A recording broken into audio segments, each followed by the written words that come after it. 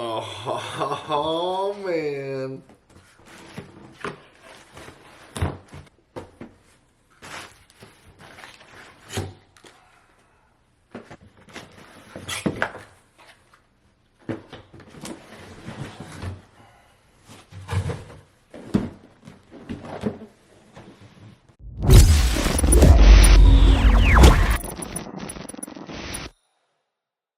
What is up, guys? My name is Mark Senmaria. Welcome back to the channel. Welcome back to the RC vlog. Guys, we got it. We got the new TRAXXAS Sledge. I am so excited to drive this thing. We're going to drive it today. We're not going to do the driver review today, but today we're going to unbox it, go over the car. It's got a lot of new stuff on it, so let's get to work. Oh, man, guys. So here it is. It looks so freaking sweet. I can't wait to open it up. But I'm going to show you guys the box panels real quick. So this is a brand new platform by TRAXXAS. This is not something that they have already done and then they just put a new body on it or did some suspension changes. Everything is completely changed up. Look at that. 70 miles an hour, 6S, 22 plus volts. We got support stuff on here. Let's see it on the back here. We got some stuff. Look at this. I saw this when I opened up the box. A 2000 kV motor. That's different. That's crazy. That's different because they usually, I think a stock one, like the one that came, the 6S system that came in like the eRevo, I believe it's a 2250. So that is a change here. Ultra rigid, fully formed aluminum chassis, 6061 T6 aluminum shock towers. We'll open this thing up, don't worry. Here's the side panel here with all the different mile per hours with different gearings, which this stuff is really useful and it's pretty accurate. I've proved that before. Let's go over here on this side. Check out the different colors. Oh, I got the green laser. That looks pretty sweet. There's a blue one, an orange one, and a red one. Right here on top is like a profile shot. And then right here on the bottom, there's what it looks like. Oh man, look at that. That is gonna be so freaking cool. Can't wait to bust it out of the box. Look, it's like an actual chassis, like aluminum chassis. When I say actual chassis, obviously all cars have an actual chassis, but look at that. That's completely different. That's awesome. So after seeing it the first time, the first thing you're probably thinking is, oh my God, they made an e-truggy. So the obvious predecessor to this truck is the eRevo. So the thing about the eRevo is when the eRevo came out, it came out when like nickel metal batteries, like Lipo batteries weren't even a big thing back. Can I even get this box open? Let's go. It came, so when the eRevo came out, it came out when Lipo batteries weren't even really a thing. Like they were invented, but they weren't really a thing. There weren't like these crazy power systems. Like it was truly designed for like almost like 4S power, right? So over time, as time's evolved, and I did that video recently where I talked about how somewhere down the line a monster truck turned into a truggy. As time's evolved, cars were more powerful. They ran way more voltage. God, if I knew how to unbox something, this is pretty embarrassing. Get this. Here's a remote. Oh my God, this thing is so sweet. So as time's evolved, things got more powerful. Everything got stronger, faster, but the platform didn't change. The eRevo platform didn't change. I've done a lot with the eRevo. I love the eRevo. I have a whole bunch of them, and one of my favorite cars, but it did have a problem with braking because it was designed for like a 4S type power system. Now these, on the other hand, when this one was designed, it was designed for 6S. So everything is beefed up on this thing. It is made to run major power, do major backflips, major wheelies. It's a complete redesign, and it is insane. Oh man, so here it is. So my whole point of the whole eRevo thing is the electronics, they change and they made updates to the chassis to accommodate for the electronics, but originally it wasn't designed for the amount of power that the eRevo is pushing, which is at 6S power. This, however, is 100% designed for 6S power. They put over 2,500 hours of testing into this. They did not want to do the customer type testing where something breaks, they make improvements, something breaks, they make improvements. They probably will make improvements because that's what they do, but they wanted this to be the car that you buy and basically all you replace are tires. That was the intention of this thing. So I'm excited to put it through the ringer, but look at this thing. Oh, it's insane. I'm going to go over some of the key features, and you guys are probably going to be blown away just like I was when I first saw it. I mean, jeez. So the first thing to note on this thing is the chassis. The chassis is, like my last video stated, it is like the new, I'm going to call it the new style monster truck because apparently that's what it is. But it's an e-truggy chassis. It's a flat chassis on the bottom. It lowers the center of gravity where you have the diff cases on top. But look at this massive center chassis brace. That center chassis brace is huge and it's very, very sturdy. But not only are there center chassis braces, but there's also these rear chassis braces. On most e-truggies, there's only one rear chassis brace. A lot of guys remove it. This one has 3 rear chassis braces. This one has 1 in the middle. And then on the back, I saw this. I always thought this was interesting. Let me flip this thing over. Oh, don't want to mess my body up. On the back, on the bottom, see these indentions? I thought this was like for air travel. Like maybe there's like some aerodynamics purpose for this. This is actually to strengthen the chassis. I didn't even realize that's what this was for. I know that's sad. That's what this is for. But they have these 3 things and it apparently strengthens the chassis. Look at the attention to detail they did here. Look at the fit and finish here. These plastic pieces just going around everything. Look at all these little itty bitty details. I mean, they did all this for a purpose. There's a lot of thought that went into this truck. Oh man, I'm so excited to drive this thing. In regards to the power system, apparently it's a 2000 kV. I think that's awesome because that's actually what I run in my e-truggy. So that's probably going to smooth out the bottom end. Looks like it comes with the VXL 6S ESC. This is the same ESC that comes in like your UDR. Super cool. And then the servo. This is a new servo. Let me see if I can get, there it is, 2275. I think they did release, I thought I saw something where they did release that servo for other cars, but this is a new servo. It's a digital servo, and I believe, I'll double check, but I believe it's over 300 ounces of torque on 6 volts, which is pretty insane for an RTR. Attached to the servo is this like a traditional servo saver where you can actually adjust it. So on the older cars, the older TRAXXAS cars, you couldn't adjust that servo saver. Now you can tighten it down. Looks like it comes pretty loose out of the box, which is good, especially if you're going to be doing a lot of jumps. You don't want your servo saver too tight. But if you don't know what a servo saver does, basically there's a spring in there that gives. And when it gives, it keeps you from stripping out the servo gears inside your servo. And now that you can adjust it, that's a major update, especially for someone that is into the hobby and pays attention to those things. That's a huge improvement in my eyes. The arms. Again, they did not leverage anything from any of their existing models. These are brand new arms.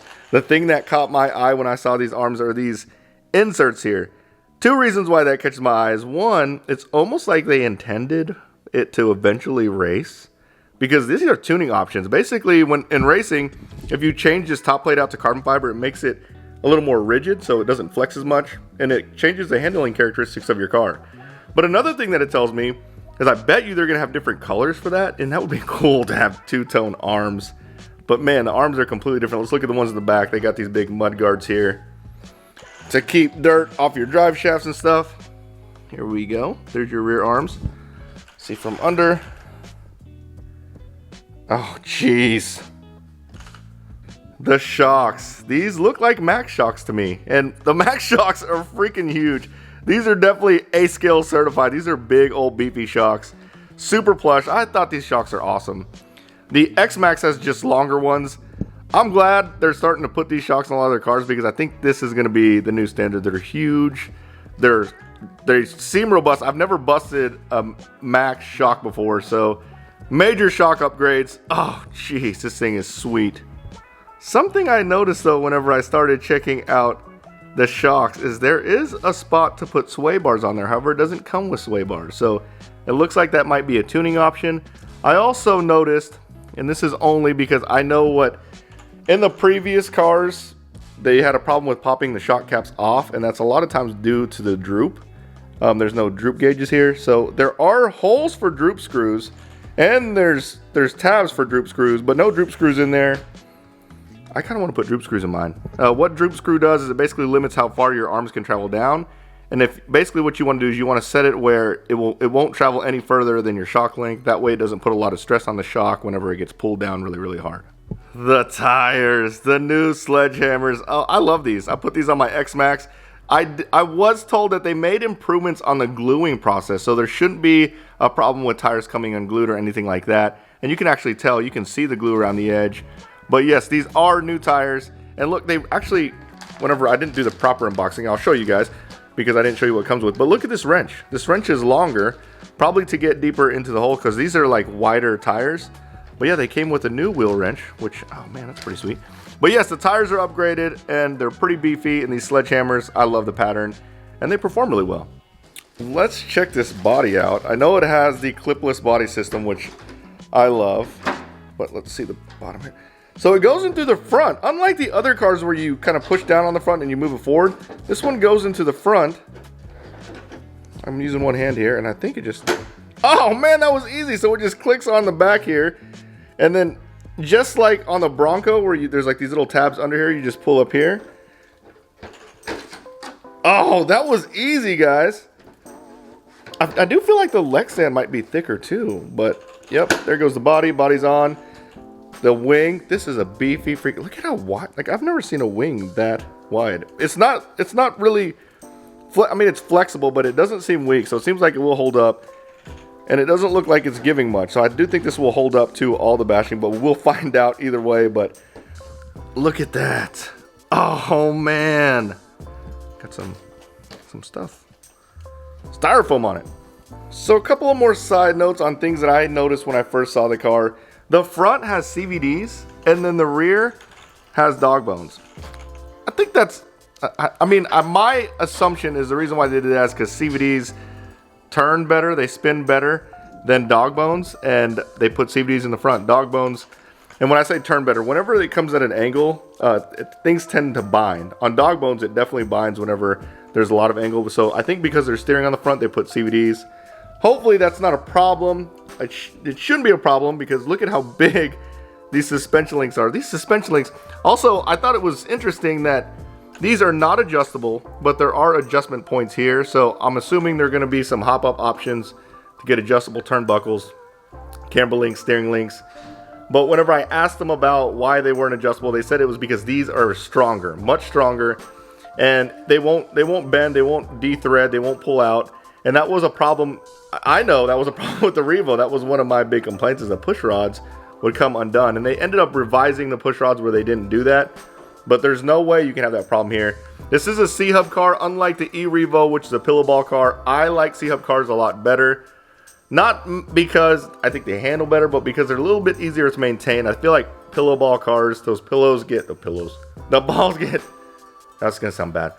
The pillow balls get dirty and sometimes bind up, but there's the suspension. Oh, geez. Freaking sweet.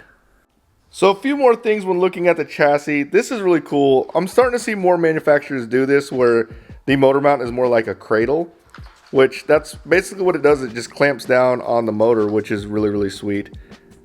You can kind of see that it is Mod 1. There's not a lot of wiring. There's not like wires all over the place. You can see slightly through here where the servo wire runs to the bottom of the battery tray. And then there's just this little plastic piece that bridges it across under the drive shaft. That's awesome because I'm always scared that my wires will rub against the drive shaft and then maybe wear thin or maybe wear apart. So you don't have to worry about that. It looks like they thought about all that, which is really, really cool. Another cool thing, this battery bar.